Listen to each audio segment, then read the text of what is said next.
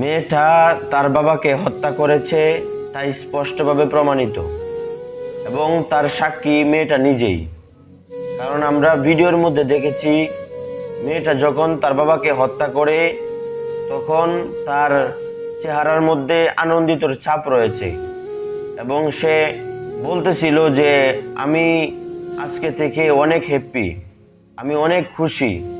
এবং সে বলতেছিল আমার বাবা আমার উপর জুলুম নির্যাতন করতেন, আমাকে বিভিন্ন ধরনের নির্যাতন করতেন, এমনকি এরকম তহমতও দিয়েছে যে তাকে নাকি দর্শন করতেন।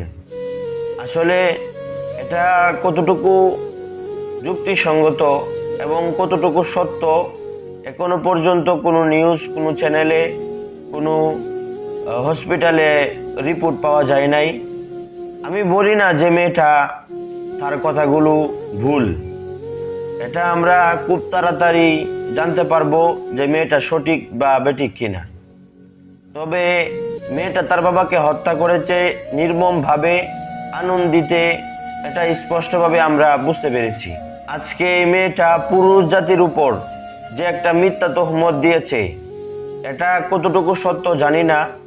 তবে যদি এটা সত্য হয় তাহলে আজকে আমি পুরুষ হয়ে লজ্জিত।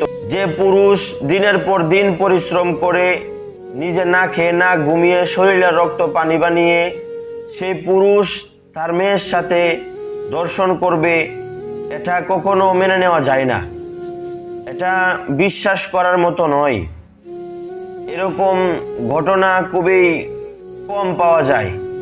তো আমরা চাই এটা তদন্তের মাধ্যমে স্পষ্টভাবে সবার সামনে যেন এটা প্রমাণিত হয় যে মেয়েটা সত্য নাকি মিথ্যা।